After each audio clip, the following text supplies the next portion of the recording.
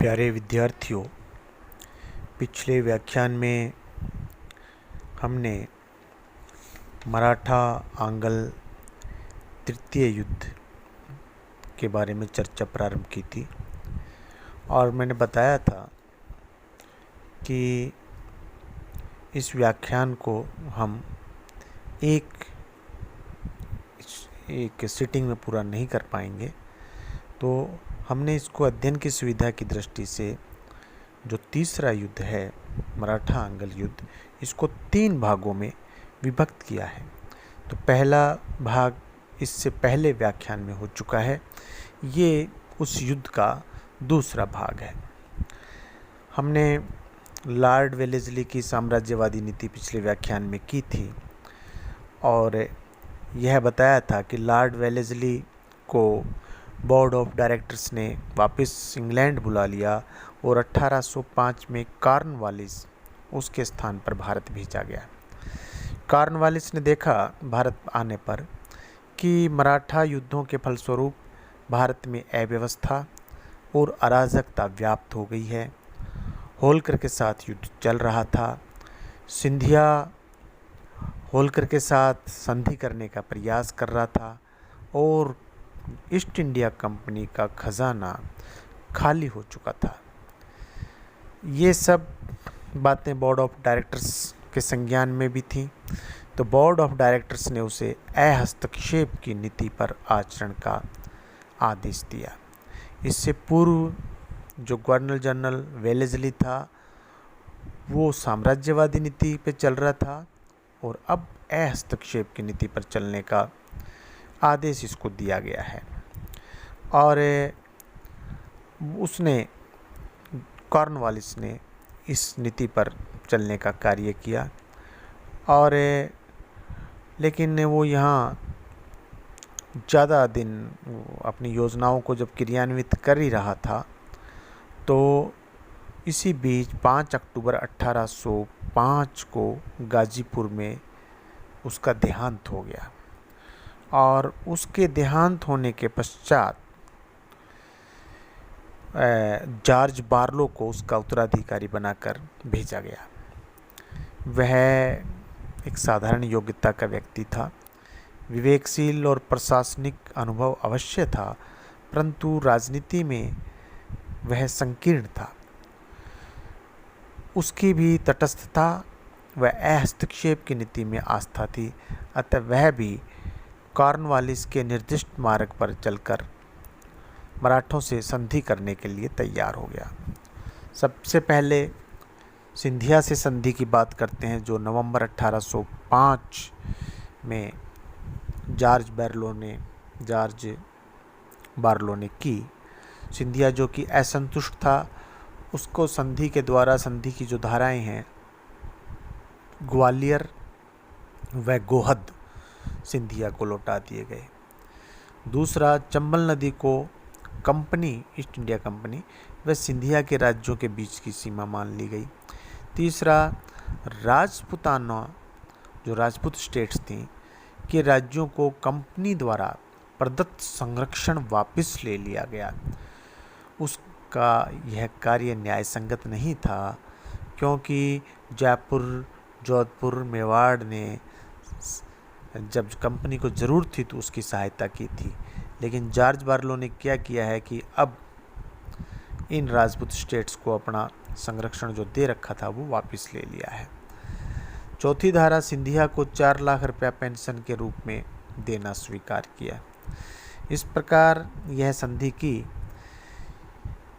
इस संधि का सबसे अधिक निंदनीय पक्ष यही था कि कंपनी ने राजपूत नरेशों को प्रदत्त संरक्षण वापस ले लिया। दूसरे, सिंधिया को अंग्रेजी सेना रखने को बाध्य नहीं किया गया। अतः यह संधि सिंधिया की दृष्टि से तो हितकर थी, लेकिन अंग्रेज़ों के लिए कोई फ्रूटफुल नहीं थी। इसके बाद में होलकर के साथ में संधि की गई और 7 जनवरी 1806 को राजघाट में, जो कि होलकर जो कि फर्रुखाबाद से परास्त होकर पंजाब चला गया था, वहाँ पर महाराजा रणजीत सिंह से सहायता का प्रयास कर रहा था और होलकर उसमें सफल भी नहीं हो पाया, रणजीत सिंह से सहायता नहीं मिल पाई।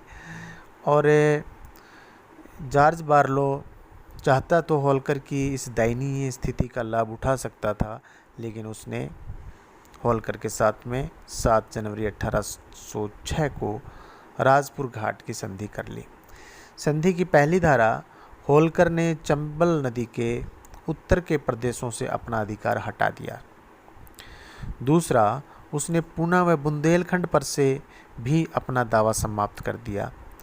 तीसरा, अंग्रेज़ों ने चंबल नदी के दक्षिण में स्थित होलकर के सारे प्रदेश लौटा दिए। चौथा, होलकर ने यह भी वचन दिया कि वह अपने यहाँ अंग्रेज़ों के अतिरिक्त किसी अन्य यूरोपियन को नौकरी में नहीं रखेगा। पांचवा, कंपनी ने टोंक व रामपुर के साथ किए समझौते समाप्त कर दिए और उन्हें होलकर को लौटा दिए। राजपुताना पर भी होलकर का प्रभाव स्वीकार कर लिया गया। छठा, अंग्रेज़ों ने होलकर से यह वायदा किया कि वे उसके आंतरिक मामलों में हस्तक्षेप नहीं करेंगे। इस प्रकार से जॉर्ज बार्लो ने होलकर के साथ भी संधि की, उससे पहले सिंधिया के साथ में संधि कर ली थी। इन संधियों की यदि समीक्षा करें तो बड़ी आलोचना हुई। कर्नल लेक ने भी इसका जोरदार विरोध किया। लॉर्ड वेलेस्ली की इस नीति को जॉर्ज बार्लो ने, जो एक साम्राज्यवादी नीति थी, उसको सर्वथा बदल दिया। उसकी उदार नीति ने यशवंतराय होलकर की संघ के सदस्यों को पुनः संगठित करने की महत्वाकांक्षा को जागृत कर दिया। अब मराठे जो है दोबारा से यूनाइट होने की कोशिश करने लगे। होलकर ने अपनी सेना का पुनर्गठन कर लिया। भानपुरा में शस्त्र निर्माण की फैक्ट्री स्थापित कर ली। अतः यशवंतराय होलकर महत्वाकांक्षी तो बन गया, लेकिन थोड़ा उसमें सूझबूझ का, दूरदर्शिता का अभाव था इसने, और वो समय को नहीं पहचाना और वो इस उधेड़बुन में इतना अधिक उलझ गया, 1807 में पागल हो गया और 1811 में उसकी मृत्यु हो गई।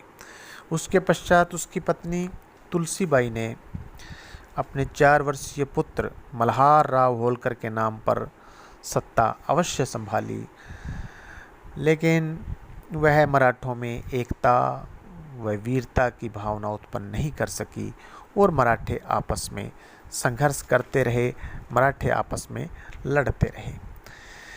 अब ये सब हो गया। अब 1807 में ये जो जॉर्ज बार्लो था उसको मद्रास का गवर्नर बना दिया और लॉर्ड पिंटो को गवर्नर जनरल के पद पर नियुक्त किया, जो 1813 तक कार्य करता रहा। उसने भी अहस्तक्षेप की नीति का ही आचरण किया। इस पद को ग्रहण करने से पूर्व वह काफ़ी अनुभव प्राप्त कर चुका था भारत के संदर्भ में, अतः वह भारत की तत्कालीन राजनीतिक दशा से भली भांति परिचित था। इस कारण जब वह 1807 में गवर्नर जनरल बनकर आया तो उसने अहस्तक्षेप की नीति का ही पालन किया। और इस बीच का यदि हम समय देखें, 1805 से लेके लगभग 1816 के मध्य का, तो ये मराठों के पास में एक समय था, वो उसका फ़ायदा उठा सकते थे, लेकिन इस समय में मराठों के किसी भी राज्य ने उन्नति और संगठन के प्रयास नहीं किए। कोई मराठा सरदार मराठा संघ को संगठित नहीं कर सका। पेशवा बाजीराव द्वितीय अंग्रेज़ों के संरक्षण में 72 मिलियन प्रतिवर्ष की पेंशन प्राप्त करके शांति व एक अच्छी आर्थिक और विलासिता का जीवन व्यतीत कर रहा था।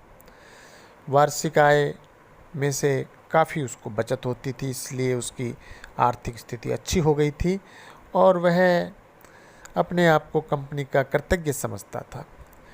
पूना का रेजिडेंट कर्नल क्लॉज भी पेशवा के दैनिक जीवन में हस्तक्षेप नहीं करता था, परंतु 1811 में जो ही एल्फिंस्टन